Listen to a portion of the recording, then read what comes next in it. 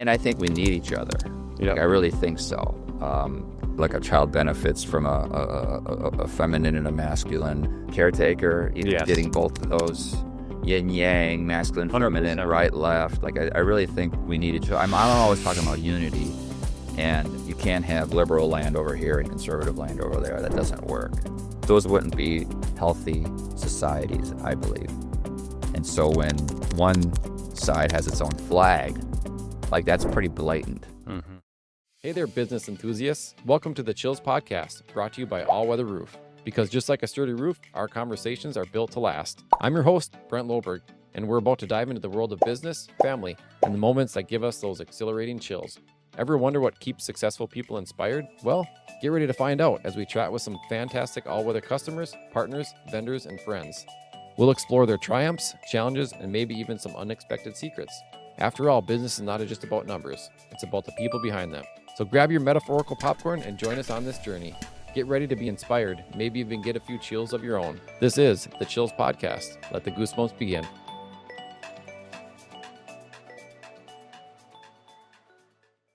So introduce yourself. Sure. Well, my name is Brandon Ferdig. All right. I guess I like to say I'm a human interest storyteller. That's usually what I lead with. As you know from my finding me online, I do other things too, but that interest in individuals, just like it seeped through when I sold insurance in my 20s to pay my rent, and waited tables to pay my rent, and substitute taught to pay my rent. Each of those allowed me to access my real passion, which was, on one hand, people's experiences, their stories, just the human experience. But then at the big, looking down from 10,000 feet, more of the journalist analysis sort of side of it, where are things going? And I like to do that.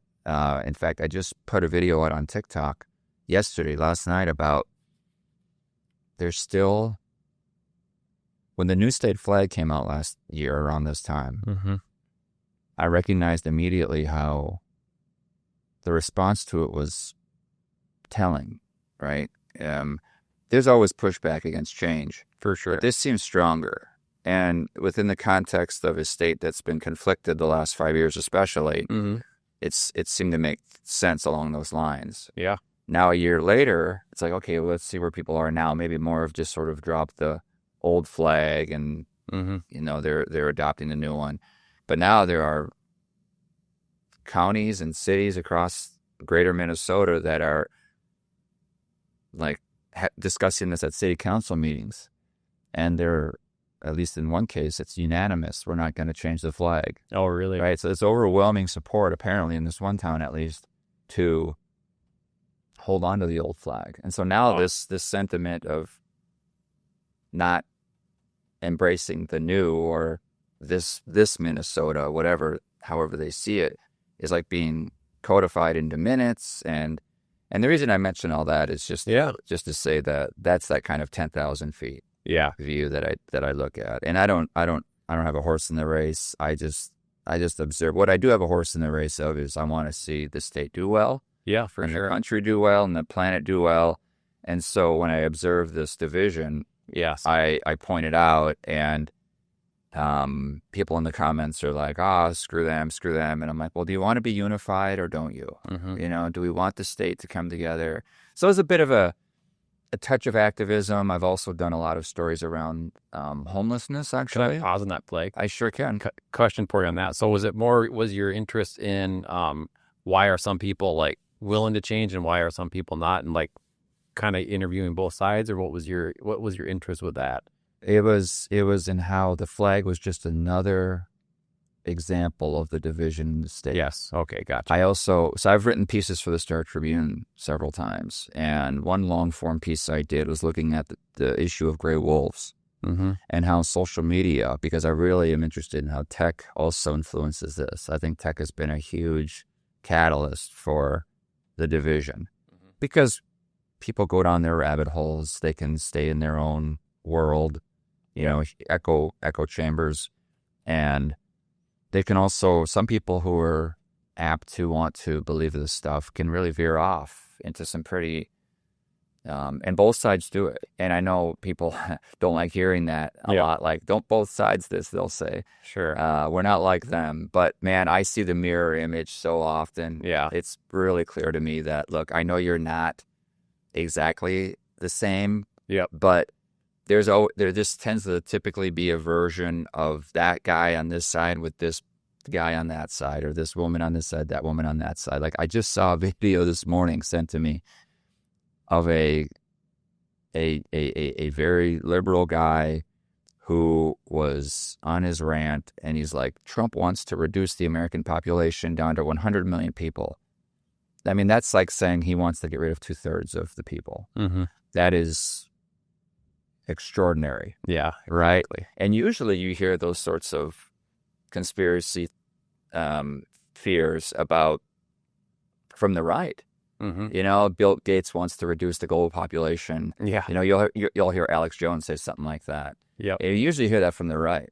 The elites are trying to this and that. But that I heard it from a guy who was the first thing he started with was something about MAGA cultists, and I'm like, oh boy, here we go. And then he's like, Trump wants to reduce, and I'm like, man, do you not hear yourself? You sound just like the guys on the right. Mm-hmm. But yep, I see where you're going. yeah. So now the flag issue is way less serious than that. But it's that same divisiveness to a much less degree. And back to the wolf issue, I saw how social media was making it difficult for there to be any compromise there. Because on one side, you have people using the internet, not that they're being malicious about it, but they're really bandying around saving the wolves, and there's a ton of support for that because wolves are awesome animals. Yep. Right? Most people agree with that. But on the other hand, you've got people sharing pictures of deer and dog carcasses. Like, this was Fluffy. Yeah. And now Fluffy doesn't have a head. Yeah. Or whatever. And they're out there. Like, I've seen these photos. Like, wolves are killing people's dogs. One dog, I mean, I'm not going to get graphic about it, but they're horrible stories. Yeah. Dramatic. These dogs die awful deaths because of pack of wolves come in and kill them. And how do you make peace with that? That is a hard thing to make peace with. And then there is misinformation, right? Because people want to believe that wolves are being, say, slaughtered by hunters when they're not, or they want to believe wolves are killing all the deer when they're not. And I'm not saying hunters aren't poaching, and I'm not saying wolves aren't killing deer. I don't know what the exact numbers are, but they'll believe these extraordinary things. It's just so ripe for misinformation to take hold and spread. Yep. And so the flag issue was like a symbol of that. Got it. And the divisiveness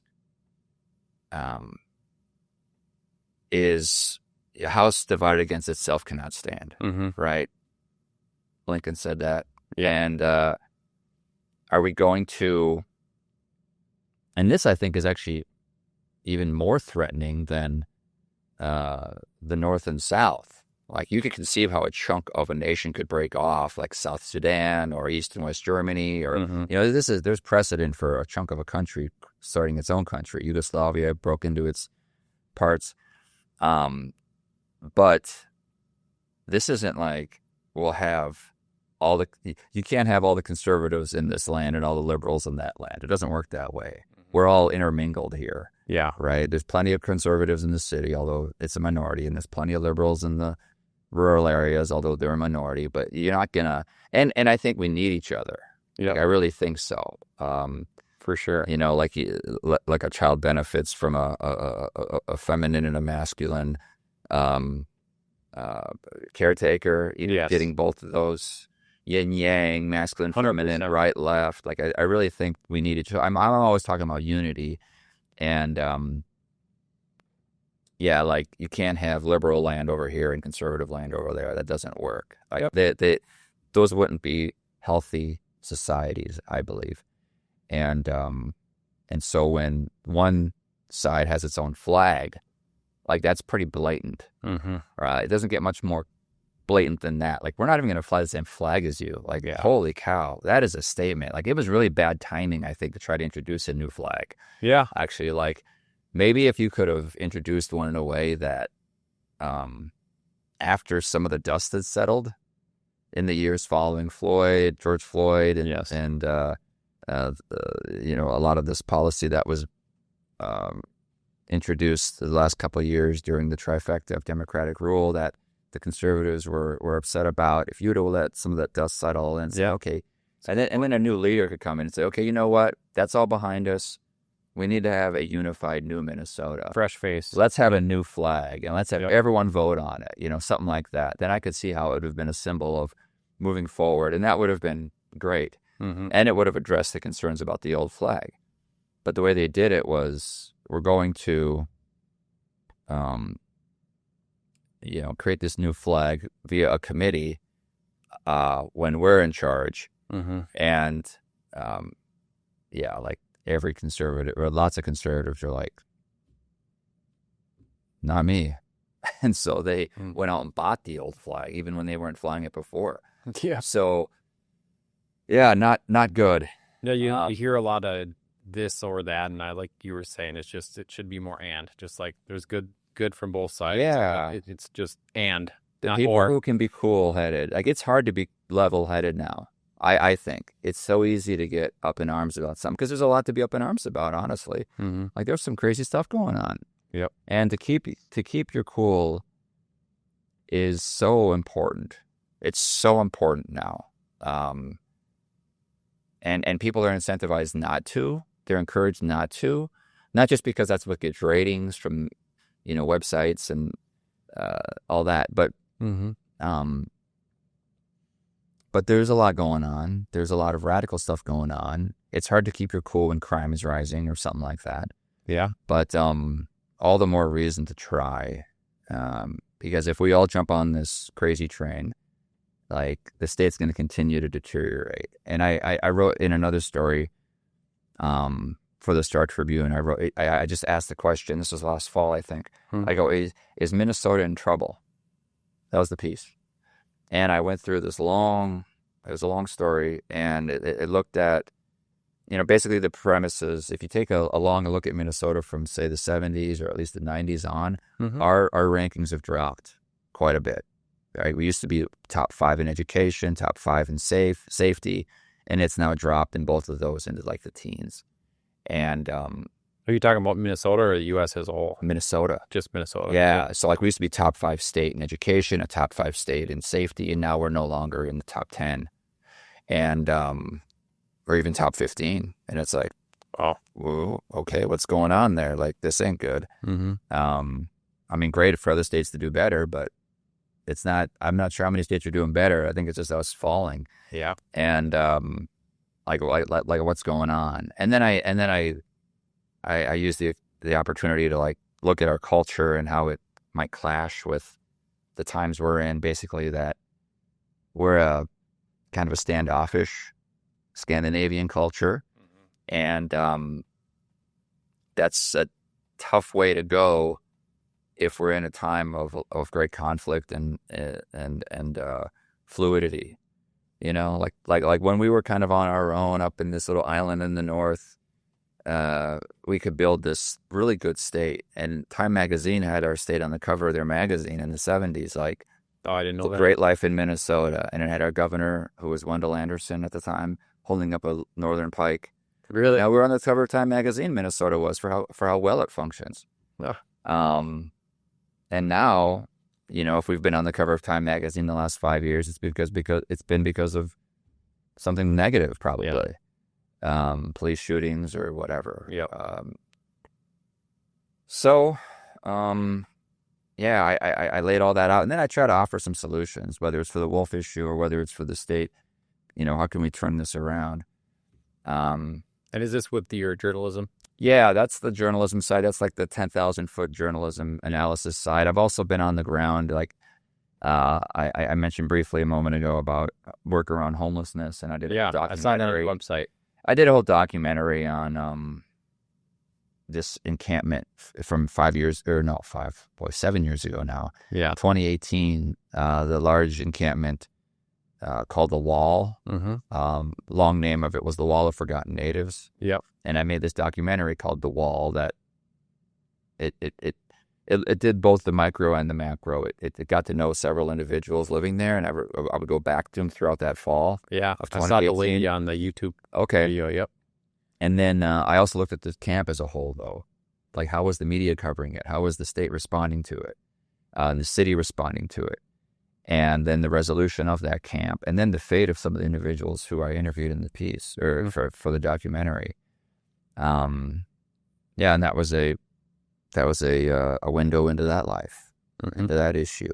A lot of issues, really: addiction, poverty, housing, Native American struggle. So, there's that human interest side of it. The stories. I also have to share good stories too. Like, my friend's grandfather was 98 and as sharp as a tack, and I interviewed him about his life, and he was spry and fun, and so it's not all doom. No, I get it. And then I do the blockchain stuff. Okay. So that's the whole other. I know there's quite a bit here, but Let's start. You grew up in Bemidji. Yeah. What brought you down this way? I grew up actually in a town called Black Duck. Okay. Have you heard of Black Duck? I've heard of Black Duck. Actually, we have a salesman. His name is Scott. His wife's from Black Duck. Oh, well, I probably know the name. Yeah. I don't know her. Because Black Duck has 700 people. Okay. And we grew up outside of Black Duck in the country on 30 acres. Okay. Which up there is nothing. But Sure. like 30 acres here, people were like, man, you guys are rich. Like, no, we weren't. And the farmers had hundreds and thousands of acres around us. So Okay. 30 acres was just a little patch. Sure. But it was enough, right? To walk through the woods, to see wild animals. And Yeah. I know, I don't know her maiden name, but it's Lauren something. But no, Okay. Lauren Steigoff. But anyways, go on. maybe after we'll have to ask Yeah. and see. Small world. Do you know the name Luke Mulranen by chance? Mulranen? Yeah, Luke Mulranen. He was a Bemidji guy, but I knew. Oh, okay. I ran with him at the U of M, but he was Oh, okay. but it's a small town. I just thought maybe you'd know that area. Yeah, now Bemidji was the city to us. Yeah. So we would go to Bemidji for all the big stuff. Yep. And a trip to Bemidji to me was a big deal, Yes. which is funny, right? Like even going into How far was it? 30 miles from our house, Okay. 25 from Black Duck. And it's the county seat. So it's like a lot of these rural counties. You've got one city that everyone, to a growing degree, everyone goes to for everything. Yep. So that's where the car dealerships are. That's where you get your clothes if you shop for clothes in person anymore. It's where you might get electronics, things like that. Sure. And that was the cities for me. Like Duluth, when we drove down to see my cousins in the cities, it was like they were like the songs were like a year ahead, and I remember seeing the story about Prince and his album selling a bunch in Minneapolis, and I was almost like bewildered by that. There's no one I knew listened to Prince. Yeah. It was either rock or country. Yeah. 100%. And there were hymns and there was some classical, but it was pretty much all rock and country up there. But you know what? Even though there wasn't a lot of like cultural exposure, there was enough, and it was represented with our own culture and the Native American culture, because there were 3 reservations, 2 closer, and then the third one a little bit ways away. But we had the Red Lake to the north and Leaf Lake to the south, and we had residents, members of both those tribes on those reservations come to our school. Okay. We had a huge jurisdiction for Black Duck schools. And so there was always that, maybe more of them would sit together at lunch. Like there was always this clear difference between, we called them the Indians. And I don't know, it was interesting to me. Yeah. Like the powwows, the times we did see examples of their culture, I was intrigued by that. Life on the reservation, the stories you'd hear about both like the traditional life of Native Americans, but also then the current struggles. Yeah. Whether it was alcoholism or crime on the reservations, are those places dangerous to go to? You hear like urban legends and stories and things like that. But that was like the only cultural diversity up there. And then I came to this cities for college in 99, and I'd end up getting a degree in psychology, but really it was always the interest in people and their stories.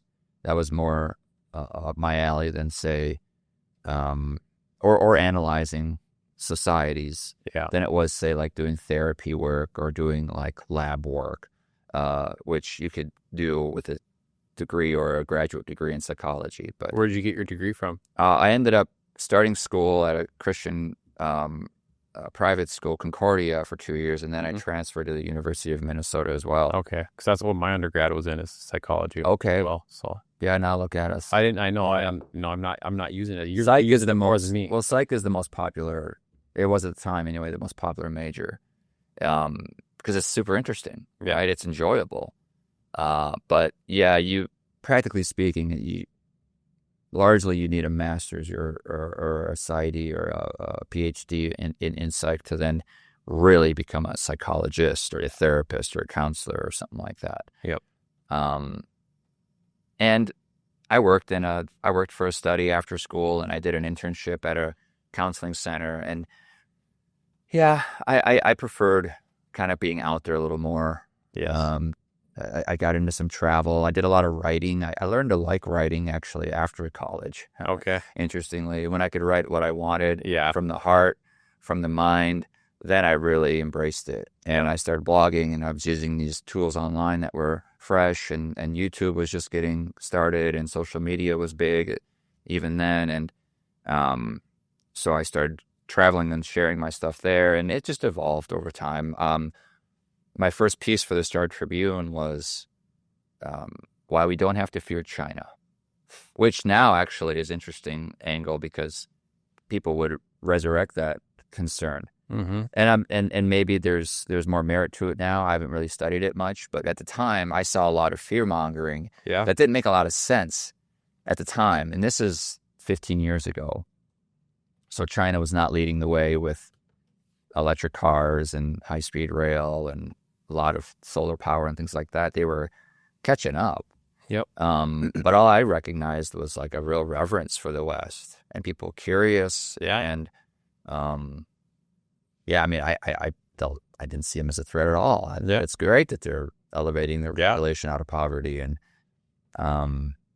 so I wrote that short 750 word piece for the Star Tribune. That was my first one there. And nice. When was that?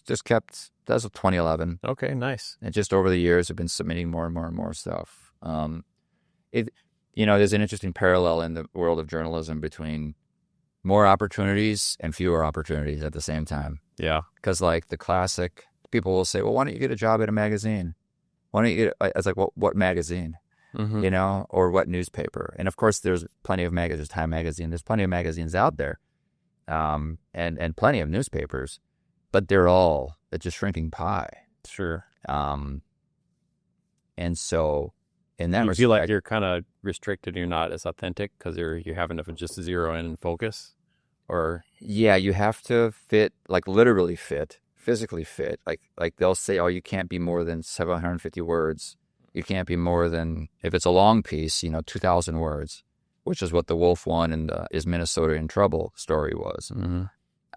Even a little over, I think, 2,000, which for them was a lot. And in fact, they've recently told me that they can no longer use those stories at all. Wow. Because they're just too long and they don't want ones that are that long. And I don't know if that's probably a statement of both the physical restrictions of a newspaper now, but also the attention span of readers. So to get them to read a whole, like all these words is not easy. I don't know why they don't separate some online stuff from, stuff in the actual printed paper, but that's not my decision to make. So when they said we're no longer going to use those long form stories, I've actually kind of taken some space between myself and the Strib, and so I'll be doing more of my own stuff. And that's where the more opportunities lie anyway. So while the pie is shrinking in the conventional, traditional media world,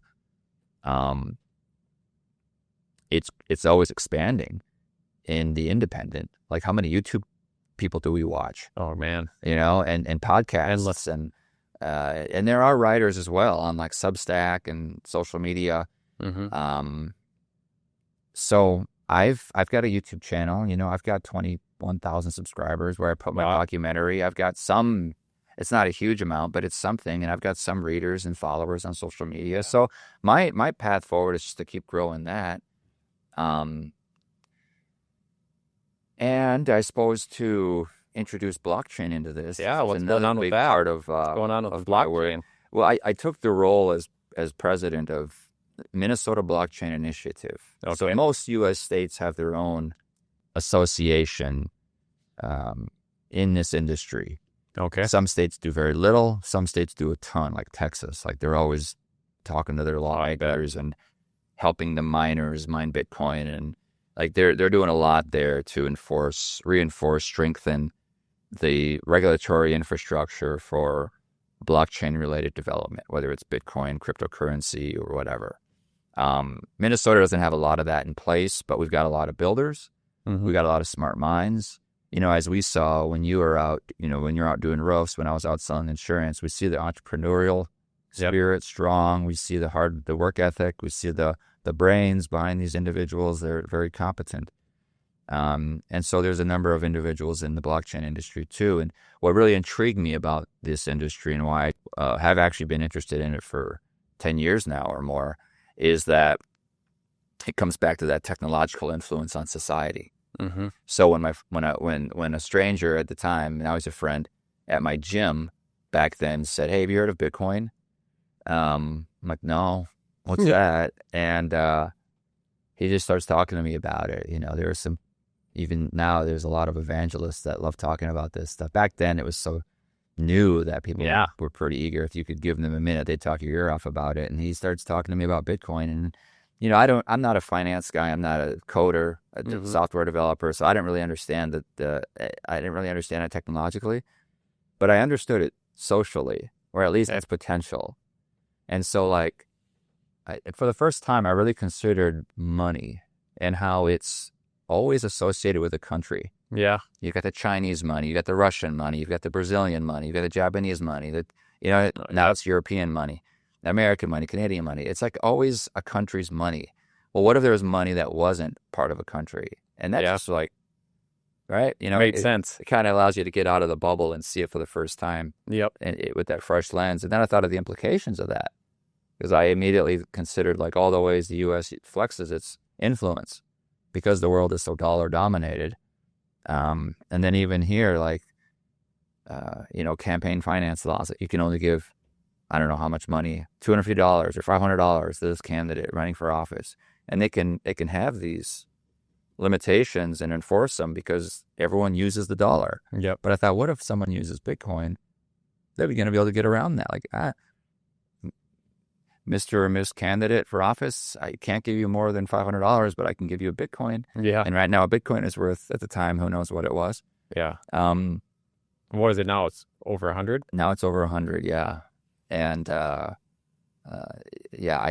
don't think much about what could have been. Yeah. Because that just hurts. And that's a waste of time. But I did buy my first Bitcoin for $172. Did you really? Yeah. I'm OG. Like you meet a lot of people in the crypto world that they're like, "Oh yeah, I got in 2020 or 2021. I'm like, I bought my first Bitcoin in 2013 with the help of Kyle at Snap Fitness. And what did I do the next year? I sold them for $250. Yeah. When I was in East Africa, hanging out there. So yeah, I'm not an investor. I'm not Warren Buffett here. I'm not, well, he hates crypto, but I'm not, unfortunately I wasn't able to hold on to those, but, what do you think the state of it moving forward will be? Well, I think it's going to be, I don't think there's anything stopping this train. Mm-hmm. I think it's going to continue to evolve and grow as it evolves. Yeah. It'll just be a matter of which state. It's past a critical mass now, where it's caught on. Enough people have seen the potential for this, the benefits of it, and so now it's a race. Mm-hmm. Right now, you see different companies buying Bitcoin. We want to have Bitcoin. Theoretically, All Weather Roofing could. That's the name of your company, right? Yeah. Yeah. You could buy some Bitcoin. Now, I don't know if your financial advisors would recommend it, but you could. And there are growing numbers of companies that are, some famously, some quietly. There's So you don't own any Haktua meme coins or anything? that actually is what brings in a lot of people into the industry, but then it also sours a lot of people. Yeah, the pump and dump and all that. Oh yeah, there's tons.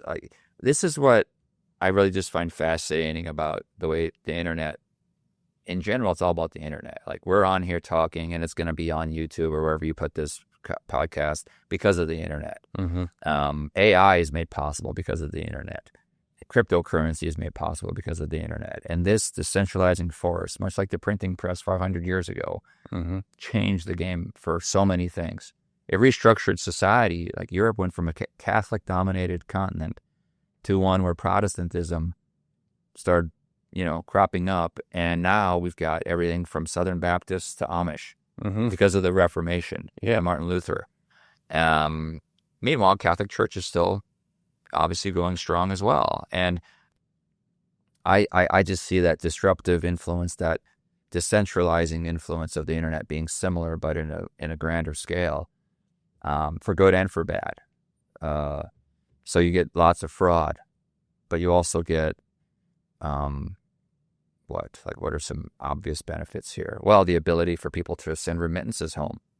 If you're from Ukraine, or let's just say, and I live in the U.S. and I'm able to make $30 an hour at my job, I'm a nurse or something, whatever I make, and then I can send, 10, 15, 20% of my income back home. It's a lot easier with stable coins and cryptocurrency than it is with Western Union. Yeah. Now I might still use Western, but that whole blockchain technology really smooths out that process. That's just one example. Sure. But that's the double-edged sword of all of this, of all technology, and this especially. And that's always what I found really interesting about it. So, I think it's moving ahead. Not only are different states competing to lead the way with this industry because they want the jobs, they want the improved way of life that it can lead to, I believe, but different countries are competing for it. And so, companies like Coinbase and others in the U.S. want the U.S. to adopt some regulations that clarify and make friendly the terms upon which this industry can develop. Yeah. In fact, I'm going to Washington next week to meet with some U.S. senators, or at least their offices. Really? With Coinbase's lobbying arm, Stand with Crypto. MN Blockchain itself is not it's a 501c3. We do not lobby for laws or candidates.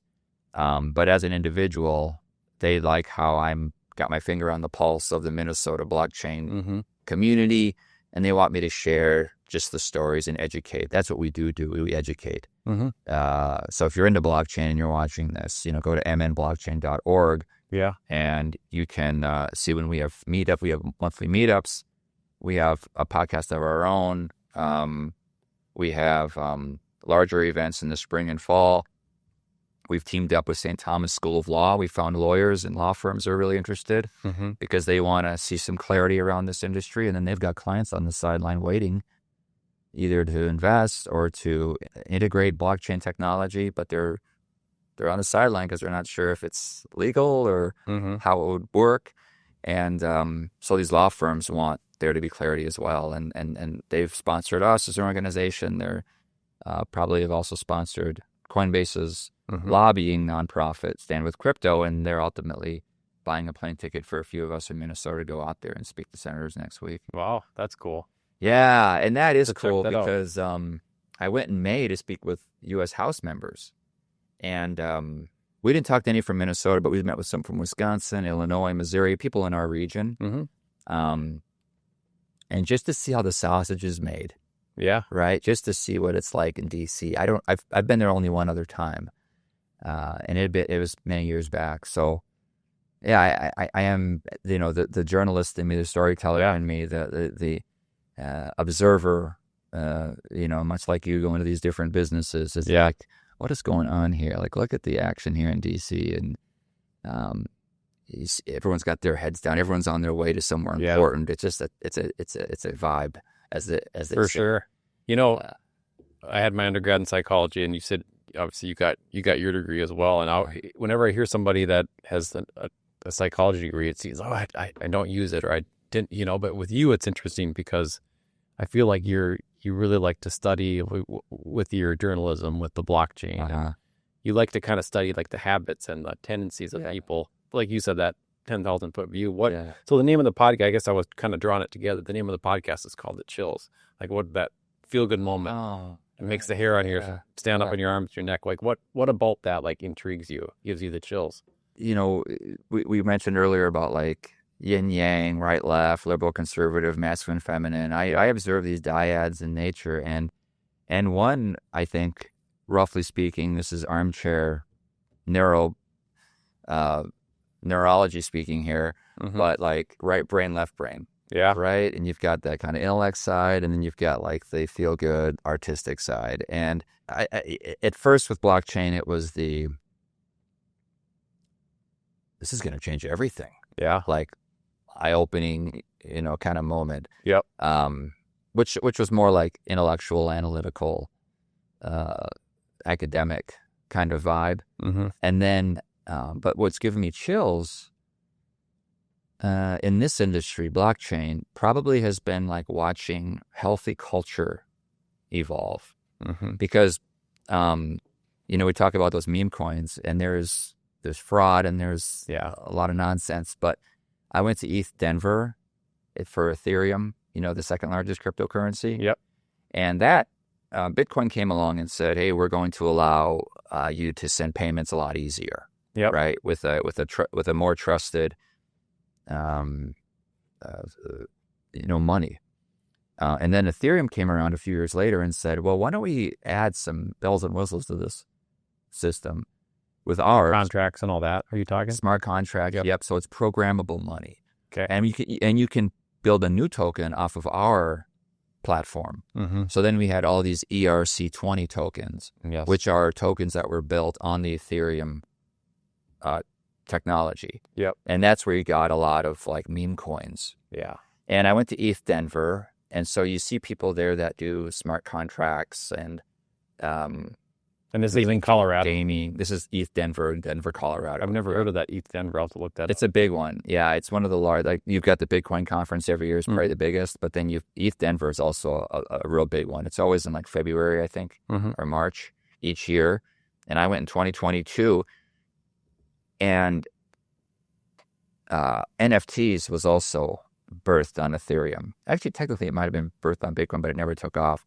But Ethereum, it blew up. Yeah. So that's where you get CryptoPunks and Bored Apes and, a lot of the ones that have gone way down in value since they skyrocketed. So people roll their eyes at them. But hey, you wouldn't raise your nose if you had a couple of CryptoPunks today. They're still worth tens of thousands of dollars. People and all. Yeah. Yeah, exactly. So you have these, but even though there was this huge